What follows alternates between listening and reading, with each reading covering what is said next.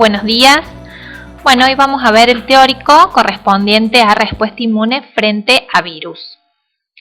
Como para ubicarnos un poquito y ver todo lo que hemos recorrido a lo largo de estos teóricos, fíjense, todo esto es lo que ya hemos recorrido en este esquema.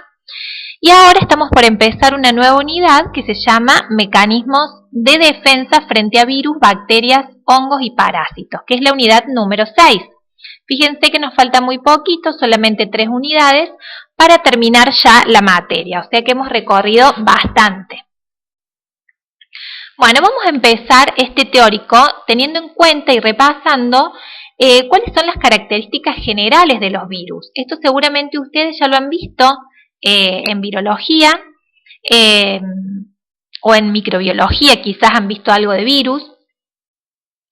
Entonces, bueno, vamos a recordar un poquito.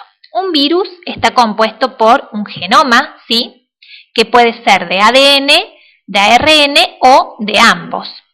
También tiene una cubierta proteica, es decir, formada por proteínas, que se llama cápside, que en el caso de los virus desnudos solamente cuentan con eso, con el genoma y con la cápside de proteínas, y en algunos casos esa cápside está envuelta por una envoltura lipídica, como es en el caso de este virus que hemos puesto acá, que es el del HIV, que es esta partecita rosa que se ve acá. Esa envoltura lipídica generalmente es obtenida de las células huésped cuando el virus sale de la célula para poder infectar a otra célula, que es vecina. El tamaño de los virus es muy pequeño, es de entre 20 y 300 nanómetros, es decir que no se pueden ver con un microscopio óptico común, se tienen que utilizar un microscopio electrónico para poder visualizarlos. Otra característica de estos virus, del virus, es que es un parásito intracelular obligado, estricto. Es decir, que no tiene una maquinaria para poder replicarse, para poder sintetizar sus proteínas, para poder duplicar su material genético, sino que necesita sí o sí de infectar una célula y obtener y utilizar esa maquinaria desde la célula para poder cumplir con su rol, para poder replicarse, para poder infectar otras células. Es decir, que estos virus se adhieren a las células del huésped mediante receptores específicos que ya vamos a ver, penetran en ellas, liberan el material genético y van a utilizar toda la maquinaria de la célula huésped para poder generar sus propias proteínas y su propio material genético, nuevo material genético. Luego se va a producir el armado de todos esos componentes que produjo el virus, se van a volver a armar partículas víricas y van a salir a infectar a otras células. Todo eso que les dije lo podemos ver en esta figura. Aquí tenemos lo que sería una célula del huésped, ¿sí? Todo esto redondo, una célula blanco. El virus, ni bien ingresa, lo primero que intenta hacer es penetrar, ¿sí?, absorberse a una célula huésped y penetrar en ella porque si no, no resiste, no puede vivir, necesita sí o sí de la maquinaria celular, por eso es un parásito intracelular obligado o estricto, es decir, no puede vivir fuera de una célula. Entonces va a utilizar diferentes receptores que ya vamos a ver, algunos pueden ser PRRs u otros receptores que sean específicos para ciertas proteínas del virus que no necesariamente sean PRRs, ¿sí? Y el virus de esta manera se va a absorber a la célula, va a penetrar y dentro de la célula va a ocurrir lo que se llama el desnudamiento de ese virus. Es decir, por un lado va a liberar ese material genético que puede ser ARN, ADN o ambos, y por otro lado, ¿sí?, va a iniciar la síntesis de las proteínas virales. Todo esto ayudándose de la maquinaria de la célula. Se va a ayudar de la maquinaria de la célula para poder replicar ese genoma y tener genomas nuevos, ¿sí?, material genético nuevo, y también se va a ayudar de la maquinaria de la célula para utilizar los factores de transcripción y ciertas enzimas de esa célula huésped para poder sintetizar sus proteínas virales. Una vez que el virus ha hecho todo eso adentro de la célula, va a venir la parte del ensamble de esa partícula viral, el proceso de ensamble. Entonces se va a ensamblar ese material genético nuevo que pudo procesar las proteínas y va a salir de esa célula huésped, ¿sí? Van a salir esas partículas virales hijas, esas partículas virales nuevas, que si en el caso de que sea un virus envuelto, va a obtener una envoltura lipídica que tiene que ver con la membrana de esa célula, la va a obtener cuando sale, como ya dijimos antes, y va a ser una membrana lipídica, precisamente porque en la membrana de la célula huésped tenemos lípidos, y cuando salga, ya como partícula viral entera para poder infectar otras células, también va a dejar en esa célula huésped proteínas ancladas en la membrana. Y eso, ¿por qué lo hace? Es un proceso natural del virus, pero este le sirve al sistema inmunológico para poder reconocer después esta célula que ha sido infectada por el virus, ¿sí? A través de estas proteínas, ¿qué es lo que va a ocurrir? Los anticuerpos generados en la respuesta inmune adaptativa van a venir y se van a pegar acá. ¿Recuerdan que eso ya lo vimos? Y a través de ese proceso en donde se peguen, porque esos anticuerpos reconozcan estas proteínas virales, ya que han sido fabricados específicamente para esas proteínas, van a ocurrir, por ejemplo, un proceso que ya lo vimos, que es el de citotoxicidad dependiente de anticuerpos, que lo realizan las células natural killer. Si no recuerdan algo de lo que yo estoy diciendo, vuelvan a los teóricos para poder recordarlo. Bien, entonces, ¿cómo ocurre la inmunidad innata frente a un virus? ¿Cómo se activa la inmunidad innata? Esto son todas cosas que ya hemos visto, pero se agregan algunos componentes más. Como que lo estamos haciendo un poquito más profundo frente a un virus. Hasta ahora, ¿qué habíamos visto? En general, cómo se activaba la inmunidad innata y adaptativa frente a un patógeno que entraba, y habíamos visto en general que a veces eran reclutadas cierto tipo de células como neutrófilos y otras veces iban a ser reclutadas otro tipo de células como las natural killer y las células dendríticas plasmocitoides que habíamos hablado. Bueno, este va a ser el caso porque lo que ha ingresado ha sido un virus y ahora vamos a ir viendo paso a paso cómo se va produciendo tanto la inmunidad innata como la inmunidad adaptativa frente a este virus. Entonces, ¿qué dijimos? Lo primero que va a ocurrir es que el virus, me tocaron el timbre, chicos, como verán, bueno, estamos en casa. El virus, lo primero que va a hacer es intentar ingresar a la célula y para eso va a utilizar receptores que pueden ser PRR o pueden ser receptores específicos, ¿sí? Que todas las células también tienen, que sean específicos para las proteínas de este virus. En el caso de que utilice receptores tipo PRR, esos receptores son receptores de membrana. Estamos en el primer paso, en el paso del reconocimiento del virus por parte de los PRR, en el caso de que sea reconocido por PRR. Y estos receptores de membrana van a estar presentes en células del sistema inmune, es decir, en otras células puede que sea a través de que ingrese este virus a través de otros receptores.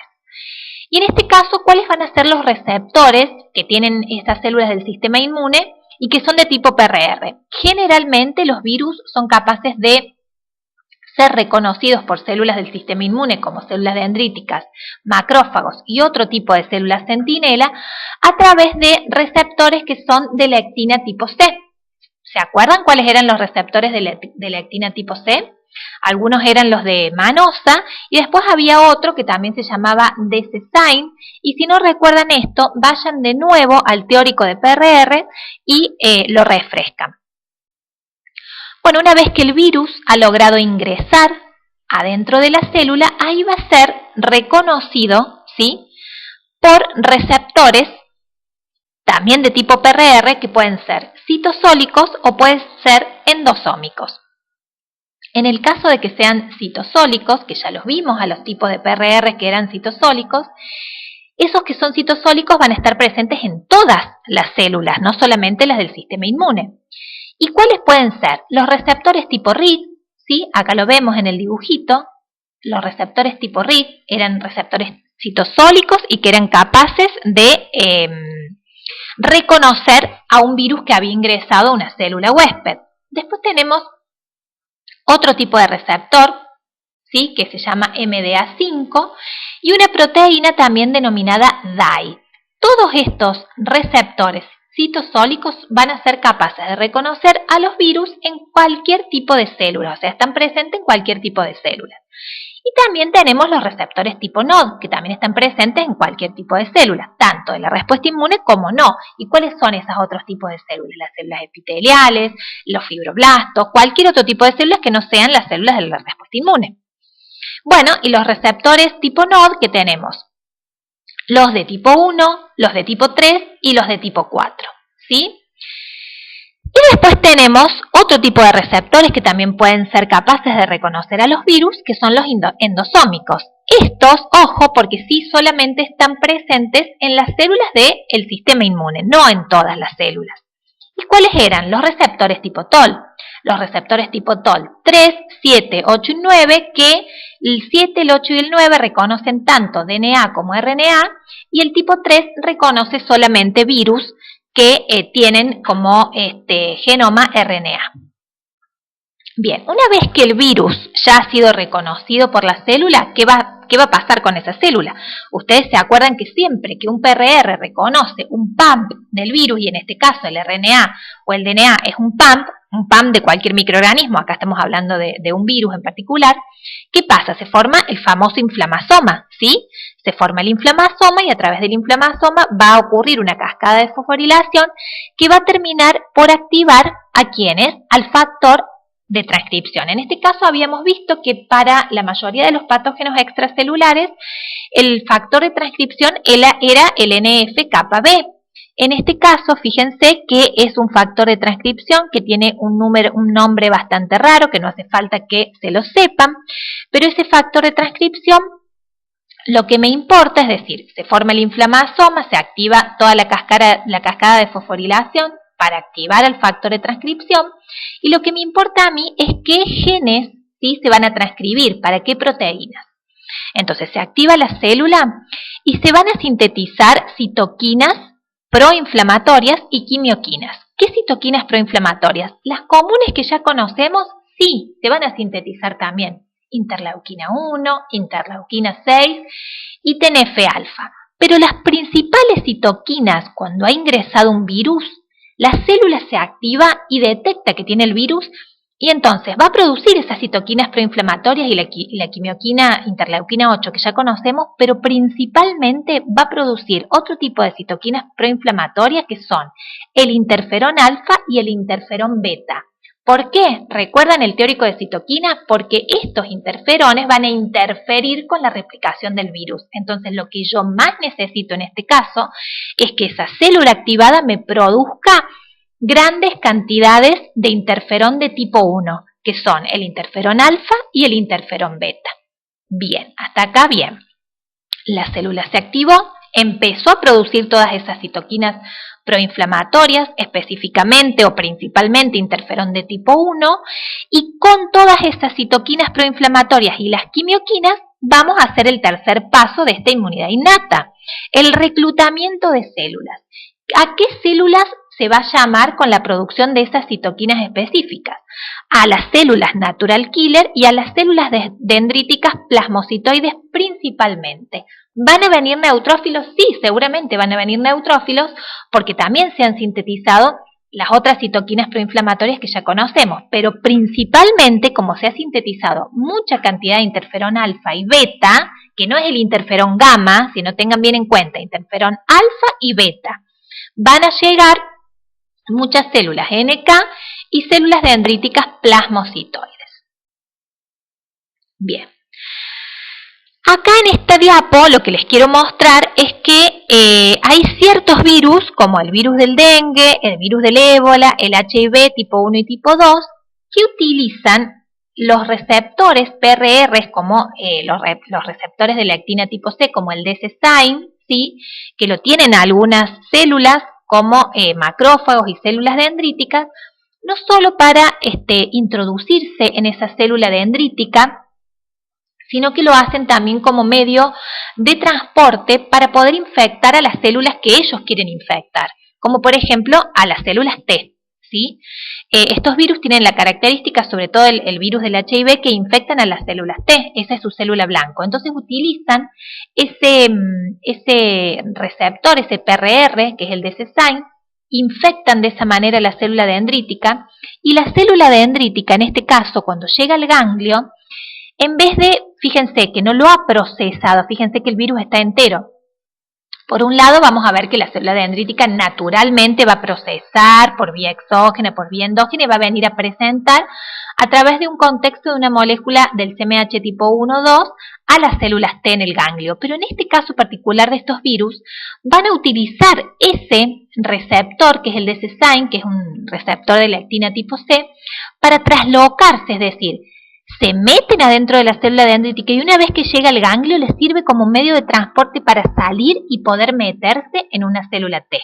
Eso le quería decir como una particularidad de ciertos virus. Es decir, se meten enteros a la célula T. Fíjense que no está procesado. Por otro lado, la célula dendrítica ya vamos a ver que en la inmunidad clásica antiviral y en la inmunidad, para activar a la inmunidad adaptativa, va a procesar a estas partículas virales. Pero esto como particularidad para que ustedes vean que hay ciertos virus que utilizan estos CLRs, ¿sí? Estos receptores de lectina tipo C, para viajar, diríamos, para poder salir de una célula infectada y meterse en la célula blanco que al virus le importa. En este caso, las células T. Bien, volviendo a la inmunidad innata antiviral, una vez que han llegado las natural killer al sitio de infección, ¿cuál es el rol de estas natural killer? Bueno, es algo que nosotros ya hemos visto, ya lo hemos estudiado en los primeros teóricos. Entonces, estas natural killer van a ser reclutadas mediante citoquinas proinflamatorias, principalmente interferones de tipo 1, el interferón de tipo 1 que es el interferón alfa y el interferón beta, y también por otras citoquinas proinflamatorias, como ven acá, que no hace falta que se las sepan, pero yo se las pongo, que también son secretadas por las células centinela que han sido activadas y que han tomado contacto con el virus. Entonces, una vez que llegan las células natural killer, van a tener que reconocer a las células que han sido infectadas por el virus. Entonces, ¿cómo las van a reconocer y cómo se van a activar? Bueno, a través de sus receptores activadores. ¿Qué van a reconocer? Esto ya lo vimos. Por un lado, la baja expresión de moléculas del CMH tipo 1, que tienen las células que están infectadas. Por otro lado, el incremento de la expresión de los ligandos de receptores activadores, claro, porque en las células que están infectadas se aumenta la expresión de los ligandos para los receptores activadores de la NK, porque recuerden que la célula NK se va a activar a través de sus receptores activadores. Entonces, la célula que está infectada, además de tener poca cantidad de CMH1, también tiene mucha cantidad de ligandos para esos receptores activadores. ¿Y recuerdan cuál era uno de los receptores activadores que habíamos estudiado? El CD16. Entonces acá, ¿qué van a ver ellos? Van a ver que también hay anticuerpos, que van a ver las NK, que hay anticuerpos pegados a esa célula infectada y lo van a poder reconocer a través de uno de los receptores activadores, que era el CD16. Entonces, además de otros, ¿no? Entonces, por eso acá también les pongo que hay anticuerpos unidos a proteínas virales en la superficie de la célula infectada y la natural killer va a poder hacer ese proceso de citotoxicidad dependiente de anticuerpos. Una vez que hayan reconocido a la célula infectada, la van a matar a esa célula por apoptosis. ¿A través de qué sistema? Del sistema granzima perforinas, que también ya vimos, o fafas ligando. Y también las NK, una vez que se han activado, producen grandes cantidades de interferón gamma. En el contexto, ¿sí?, de un ambiente, imagínense un ambiente adentro del organismo animal, que haya mucha cantidad de interferón gamma, el interferón gamma es como un llamador, es una citoquina como activadora de más linfocitos TCD8, ¿sí? ¿Qué quiere decir que es activadora? Quiere decir que va a permitir que haya mayor proliferación de linfocitos TCD8 y que también es una proteína como que va a intentar reclutar también a más NK, y que esas NK, en ese contexto de que haya mucha cantidad de interferón gamma, van a estar como más atentas para censar a todas las células que estén infectadas. Bien, ¿cuáles son las otras células que van a llegar al sitio de infección? Dijimos que van a llegar también células dendríticas plasmocitoides. Si ustedes recuerdan, en uno de los primeros teóricos habíamos clasificado a las células dendríticas en células dendríticas mieloides, ¿sí?, que eran las más clásicas, y en células dendríticas plasmocitoides, que habíamos dicho que ya íbamos a ver qué actividad tenían. Bueno, este es el momento de ver cuál es su actividad. Van a llegar desde la circulación, junto con las células natural killer, se van a extravasar a los tejidos inflamados, ¿sí?, por acción de las citoquinas proinflamatorias, y una vez que estén en el tejido, van a reconocer, ¿sí?, a los virus a través de receptores endosomales, es decir, esas células van a captar también los virus una vez que ingresen adentro de esa célula dendrítica plasmocitoide, van a ser reconocidos por los TLR, o sea, receptores tipo TOL endosomales, y una vez que se active esa célula dendrítica plasmocitoide, se caracteriza por producir grandes cantidades de interferón de tipo 1. Por eso es que son necesarias que lleguen al sitio de infección, donde entró el virus, que generalmente el virus, ¿por qué vía va a entrar? Va a entrar por mucosas, puede entrar por sangre, ¿sí?, en el caso de alguna transfusión, pero generalmente utilizan las mucosas para entrar. Entonces, cuando llegan las células dendríticas plasmocitoides y las NK se van a encargar de destruir a todas las células infectadas, y las plasmocitoides, más que todo su rol va a ser secretar grandes cantidades de interferón de tipo 1, o sea, interferón alfa e interferón beta. ¿Por qué necesito tanta cantidad del interferón, de los interferones de tipo 1? Bueno, ¿por qué? Porque interfieren, como dijimos, en la replicación del virus, o sea, yo inhibo a ese virus adentro de la célula infectada y evito que ese virus pueda salir armado a infectar a otras células vecinas. Entonces, los interferones de tipo 1 representan la primera línea de defensa antiviral, ejercen su acción en las células vecinas. ¿Por qué? Porque esa célula dendrítica plasmocitoide o cualquier otra célula centinela que haya sido infectada por el virus va a estar produciendo grandes cantidades de ese interferón tipo 1 que están en el medio, ¿sí?, están en el exterior. Entonces, ese interferón tipo 1 van a ir a actuar a las células vecinas, ¿sí?, para evitar la replicación del virus. ¿Y qué es lo que va a hacer? Va a inhibir la replicación viral. ¿Cómo lo hace? Bueno, tiene varios mecanismos que están todos sintetizados en este cuadrito. Por un lado, inhiben la etapa de traducción de las proteínas virales.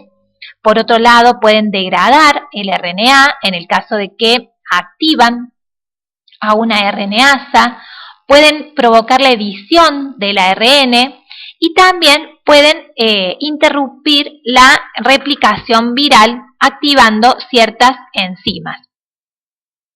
Algo importante que hacen los interferones de tipo 1, el interferón alfa y el beta, es que incrementan la expresión de CMH, de moléculas del CMH, lo cual eso está bueno porque cuando lleguen las células dendríticas al ganglio van a tener mucha expresión de CMH y van a poder presentar principalmente a los linfocitos TCD8. Hacen que aumente la interacción entre la molécula del CMH y el antígeno viral, y esto ayuda, como les dije, a que la célula dendrítica pueda presentar en el ganglio a los linfocitos T CD8 específicos, estos se activen, se transformen en linfocitos T citotóxicos y puedan salir del ganglio y llegar al sitio de infección para destruir a las células infectadas con el virus. Bien, una vez que ya hemos visto entonces cómo es la respuesta inmune innata frente al virus, que ya dijimos que hacemos una síntesis, dijimos que se forma el inflamasoma, esas células centinelas se activan, secretan mucha cantidad de interferón tipo 1 principalmente, eso hace que llamen a las células NK y a las células dendríticas plasmocitoides. Las NK se encargarán de destruir por apoptosis a las células infectadas y las plasmocitoides de generar mucha cantidad de interferón tipo 1 para poder evitar la replicación del virus en las células vecinas. Mientras tanto, Hay un montón de células dendríticas que han captado el antígeno y que se lo han llevado, lo han procesado y se lo han llevado al ganglio para presentárselo a los linfocitos T. Bueno, entonces ahora vamos a ver lo que es la inmunidad adaptativa antiviral. En este caso, ¿qué es lo que va a ocurrir? Lo primero que va a ocurrir es que la célula dendrítica va a procesar principalmente ese antígeno viral por vía endógena. Va a llegar al ganglio y lo va a presentar principalmente a los linfocitos T CD8. Pero también, por vía cruzada, sabemos que va a presentar ese antígeno viral en una molécula del CMH2 a los linfocitos TCD4. Esos linfocitos TCD4, la célula dendrítica le va a pedir que se diferencien en linfocitos TH1. ¿Por qué? Porque es lo que me hace falta en este momento. Acuérdense que los linfocitos TH1 producen mucha cantidad de interferón gamma en este caso. También producen TNF-alfa, que es una citoquina citotóxica. Pero yo los necesito a los linfocitos TH1 porque recuerden que el interferón gamma lo que hacía era ayudar a los macrófagos que habían sido infectados por microorganismos intracelulares, en este caso un virus, para que puedan realizar bien su fagocitosis.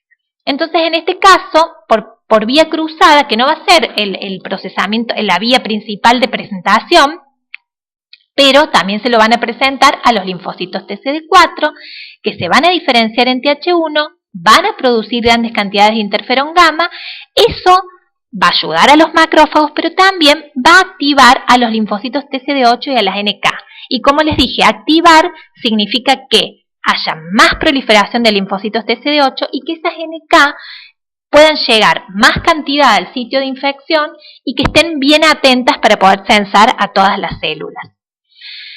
Por otro lado, puede ocurrir lo siguiente, que esa célula dendrítica sea capaz de captar desde afuera, es decir, no que se le meta el virus adentro de la célula, sino que, por ejemplo, acá tenemos una célula epitelial que el virus se ha desnudado, la ha infectado, se ha desnudado adentro y ha empezado a producir partículas virales que larga al exterior. Esas partículas virales, que generalmente pueden ser proteínas, pueden ser captadas desde afuera por la célula dendrítica. Entonces, si es captada desde afuera, la principal vía de procesamiento va a ser la vía exógena, porque no es que se metió adentro el virus y lo captó desde adentro, sino que lo está captando desde afuera. Entonces, su principal vía de procesamiento va a ser la vía exógena, ¿sí? Que se lo va a presentar a los linfocitos TCD4 y le va a pedir que se diferencien en linfocitos TH1, pero también, como captó algo de afuera, lo procesó por vía endógena, también va a ser una vía cruzada y se lo va a presentar a los linfocitos TCD8 a través de una molécula del CMH de tipo 1. Entonces, se van a activar tanto linfocitos TCD4 de perfil TH1 como linfocitos TCD8. Esos linfocitos TCD8, una vez que se activen, van a ser linfocitos T citotóxicos, que se van a dirigir hacia el ganglio que van a salir del ganglio, se van a dirigir hacia el sitio de infección y van a realizar su actividad citotóxica a través del sistema granzimas perforinas. ¿Cómo van a reconocer a las células infectadas? Como es un linfocito T, van a necesitar de nuevo que se lo presenten, ¿sí? Esas células infectadas le van a presentar un pedacito, un péptido viral a través del CMH1, que todas las células del organismo, la mayoría tienen CMH1, o sea que tanto una célula del sistema inmune como una célula epitelial, como un fibroblasto, le va a poder presentar a ese linfocito TCD8 en el tejido infectado, le va a poder presentar un péptido viral, la va a reconocer ese linfocito TCD8, se va a activar y va a destruirla a través del sistema perforinas granzimas o fasas ligando, y esa célula infectada por el virus va a morir por apoptosis. Estos linfocitos TCD8 también van a producir grandes cantidades de interferón gamma, que va a hacer que proliferen más linfocitos TCD8 y que también lleguen al sitio de infección mucha cantidad de células natural killer y puedan censar bien a las células que están infectadas. También estos linfocitos TCD8 producen sustancias citotóxicas como son el TNF-alfa, que además de ser una proteína proinflamatoria que va a favorecer en este caso al reclutamiento de varias células, es una proteína que es citotóxica. Bien, ¿cuál es es el rol de los anticuerpos en la inmunidad frente a un virus? Porque hasta acá sabemos que la principal tipo de respuesta adaptativa frente a un virus tiene que ser una respuesta celular, porque yo necesito células que me maten otras células. En el caso de la respuesta inmune innata serán las NK, en el caso de la respuesta inmune adaptativa serán los linfocitos TCD8. Pero ¿qué rol cumplen los anticuerpos en la inmunidad antiviral? Ustedes saben que ya hemos hecho en un práctico la detección de anticuerpos frente al virus de la anemia infecciosa equina. Es decir, anticuerpos se producen. ¿Y por qué se producen? Se producen porque siempre que la célula dendrítica hace presentación cruzada, también lo hace al linfocito T folicular helper, ¿sí? Si no recuerdan eso, vuelvan al teórico de activación de linfocitos T. Entonces, en este caso, acá en esta diapositiva, a mí me faltó poner que le presentarán principalmente a los CD8 por vía cruzada a los linfocitos TCD4 y también por vía cruzada a los linfocitos T foliculares helper, ¿sí? Porque los linfocitos T foliculares helper son los que le van a ayudar a los linfocitos B a producir los anticuerpos contra estos virus. Bien, vamos a ver qué importancia tienen los anticuerpos, más allá de que nos permiten hacer un diagnóstico serológico, porque cuando yo tengo una infección viral, puedo hacer un diagnóstico serológico buscando los anticuerpos en el suero de ese animal. Vamos a ver qué rol cumplen adentro del organismo una vez que se ha desatado una infección viral. Bueno, ¿qué tipo de anticuerpos se van a producir en este caso? Se van a producir anticuerpos que pueden ser neutralizantes o no. ¿Y cómo se van a producir esos anticuerpos? Esta figurita ustedes ya la vieron antes. Es decir, los antígenos virales van a llegar al ganglio, ya sea solos por vía aferente o procesados por una célula dendrítica. Y cuando llegan solos, los linfocitos B son capaces de reconocerlo en su forma nativa, endocitarlos, procesarlos como una célula presentadora de antígeno y presentárselo al linfocito T folicular helper que ya fue activado por vía cruzada por la célula dendrítica. De esa manera, el linfocito B se va a poder activar y va a empezar a producir anticuerpos, que como les dije, pueden ser neutralizantes o no. Los anticuerpos neutralizantes son muy importantes en el caso de una infección viral. ¿Por qué? Porque tienen la capacidad de unirse a los epitopes de las proteínas que expresa el virus en la superficie y evitar que el virus se una a un receptor de una célula vecina para ingresar en ella. Es decir, los anticuerpos lo van a captar al virus en el momento que el virus salga de una célula, ¿sí? O apenas ingresó al organismo y que todavía no se metió en ninguna célula. Entonces ese es un momento importante para que el anticuerpo neutralizante se una a los epitopes de las proteínas del virus y lo neutraliza de tal forma que evita que ese virus pueda unirse a cualquier otra célula. Sin embargo, en la mayoría de las infecciones virales se producen pocos anticuerpos neutralizantes. Esto, fíjense, nosotros estamos haciendo seminarios virtuales con la profe Laura, ya que somos parte de la Sociedad Argentina de Inmunología. Y esto, por ejemplo, es algo que, a diferencia de otros virus, ocurre en la infección por el SARS-CoV-2 o el famoso coronavirus. Se producen grandes cantidades de anticuerpos neutralizantes. Entonces los investigadores están intentando ver por qué ocurre esto. Y ustedes pensarán, qué bueno que se producen grandes cantidades de anticuerpos neutralizantes porque son los que más se necesitan frente a una infección viral. Bueno, pero en este caso no es así, porque lo que se ha visto que en los casos que tienen peores pronósticos, se ha visto que en el suero de esos pacientes que tienen peor pronóstico hay altas cantidades de anticuerpos neutralizantes. Es decir, que se están produciendo mucha cantidad de estos anticuerpos, pero no están sirviendo para nada. Esto es lo que se está viendo hoy en el caso del coronavirus. Nosotros estamos permanentemente actualizándonos con estos temas. Hoy tenemos otro seminario virtual, así que todo lo que sepamos también se los vamos a ir comunicando como para que ustedes también estén un poquito actualizados. Bueno, entonces lo que deben saber es que en la mayoría de las infecciones virales se producen pocos anticuerpos de tipo neutralizante, que la mayoría de los anticuerpos que se producen son los anticuerpos que tienen las funciones que ya conocemos, que van a interactuar con las proteínas virales sin afectar la capacidad infecciosa del virus, es decir, el virus no van a evitar que el virus pueda ingresar a la célula, pero si lo captan, van a mediar otro tipo de actividades, como por ejemplo la citotoxicidad mediada por NK, porque van a ser anticuerpos que se unan a las proteínas expresadas en las células huésped. Pueden también activar el complemento o pueden opsonizar algunas partículas virales y permitir que de esta manera algún fagocito la pueda fagocitar. Bueno, los anticuerpos neutralizantes suelen ser de la clase de inmunoglobulina G, de isotipo IgG o IgA, que son los que tienen mayor afinidad hacia los antígenos, y los anticuerpos naturales, que son de clase IgM, que son esos que se encuentran naturalmente en el organismo porque han sido producidos por los linfocitos B1 o por los linfocitos B1 principalmente. También pueden ser anticuerpos neutralizantes, y eso está bueno porque ni bien ingresa el virus, si llega a haber de estos anticuerpos naturales, si bien no tienen gran afinidad, tienen mucha avidez. Si no recuerdan el concepto de afinidad y avidez, vayan al teórico y refresquenlo. Entonces, estos anticuerpos naturales, que son de clase IgM, pueden llegar a ser muy importantes en las primeras horas de infección porque pueden llegar a neutralizar las partículas virales que ingresaron. Bien, acá les dejo la Biblia como siempre. Esto fue todo, espero que lo hayan entendido. Fíjense que habiendo comprendido todo lo que hemos visto a lo largo de la materia, ahora van a poder comprender cómo es la respuesta inmune frente a cada uno de los diferentes microorganismos o grupos de microorganismos que existen en el medio ambiente.